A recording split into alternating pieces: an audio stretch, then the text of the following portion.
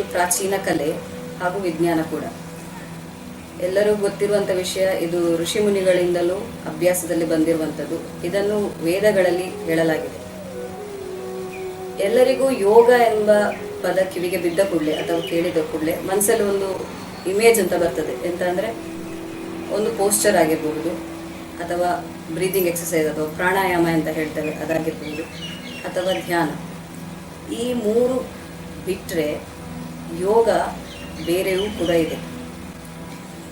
ಯೋಗ ಇದು ಮೂರನ್ನು ಮಾತ್ರ ಒಳಗೊಳ್ಳದೆ ನಮ್ಮ ಮಾನಸಿಕ ಹಾಗೂ ಭೌತಿಕ ಹಾಗೂ ದೈವಿಕ ಶಕ್ತಿಯನ್ನು ಉತ್ತಮಗೊಳಿಸುವಂತಹ ಕೆಲವು ನಿಯಮಗಳನ್ನು ಹೇಳಿಕೊಡ್ತದೆ. ಅದು ಈ ನಿಯಮಗಳು ನಾವು ದಿನನಿತ್ಯದಲ್ಲಿ ಪಾಲಿಸುವಂಥದ್ದಾಗಿದೆ. ಕೆಲವು ನಿಯಮಗಳು ಯಮಾಸ್ ಅಂತ ಹೇಳ್ತೇವೆ, ನಿಯಮಾಸ್ ಅಂತ ಹೇಳ್ತೇವೆ.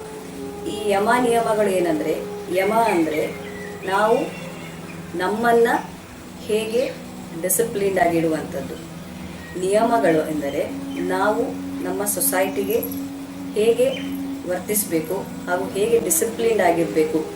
ಯಾಕಂದರೆ ನಾವು ನಮ್ಮ ಸಮಾಜದೊಂದಿಗೆ ಸರಿಯಾಗಿ ಹೊಂದಿಕೊಂಡಿರಬೇಕು.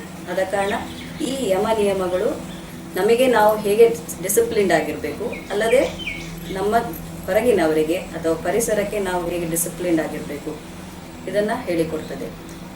ಕೆಲವರು ಹೇಳ್ತಾರೆ, ನಿಮ್ಮನ್ನು ನೋಡಿದರೆ ಯೋಗ ಮಾಡುವವರಾಗೆ ಕಾಣುವುದಿಲ್ಲ ಅಂತ. ಖಾಲಿ ಆಸನ ಪ್ರಾಣಾಯಾಮ ಮಾಡೋದು ಮಾತ್ರ ಯೋಗ ಅಲ್ಲ. ನಾವು ಯಾವುದನ್ನು ತಗೊಳ್ತೇವೆ, ಯಾವ ಪ್ರಿನ್ಸಿಪಲ್ಸನ್ನು ಅಳವಡಿಸಿಕೊಳ್ತೇವೆ, ಅದನ್ನು ಹೇಗೆ ನಡೆಸ್ತೇವೆ, ಅದು ಕೂಡ ಒಂದು ಯೋಗ. ಒಳ್ಳೆಯ ಮಾರ್ಗದಲ್ಲಿ ಸರಿಯಾಗಿ ನಡೆಯುವುದೇ ಒಂದು ಯೋಗ, ನಿರಂತರವಾಗಿ ನಡೆಯುವುದೇ ಒಂದು ಯೋಗ. ಹಲವಾರು ಇಲ್ಲಿಗೆ ಬರುವವರು ಹೇಳ್ತಾರೆ, ನಮಗೆ ಒಂದೇ ಥರ ಯೋಗಾಸನಗಳು ಮಾಡಿ ಬೋರ್ ಆಗಿದೆ, ಬೇರೆ ಬೇರೆ ಕಲಿಸ್ತಾ ಇರಿ ಅಂತ. ಆದರೆ ಯೋಗ ಅಂಥದ್ದಲ್ಲ.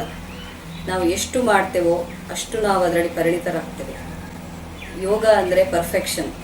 ನೀವು ಅದು ದಿನನಿತ್ಯ ಮಾಡಿದರೂ ನಿಮಗೆ ಏನು ಬೆನಿಫಿಟ್ ಇಲ್ಲ ಅಂತ ನಿಮಗೆ ಅನಿಸೋದು ಅಥವಾ ನಮಗೆ ನೋಡುವವರಿಗೆ ಅನಿಸ್ಬೋದು. ಬಟ್ ಅದರದ್ದು ಕೆಲಸ ನಮ್ಮ ಮನಸ್ಸಿನ ಒಳಗೆ ಅಥವಾ ದೇಹದಲ್ಲಿ ಆಗ್ತಾ ಇರ್ತದೆ. ಹಾಗಾಗಿ ಅದನ್ನು ದಿನನಿತ್ಯ ಮಾಡಿದರೆ ಏನು ತೊಂದರೆ ಇಲ್ಲ. ಬೋರ್ ಆಗೋದು ಮನಸ್ಸಿಗೆ ಮಾತ್ರ. ಅದನ್ನು ನಾವು ಅರಿತುಕೊಳ್ಬೇಕು.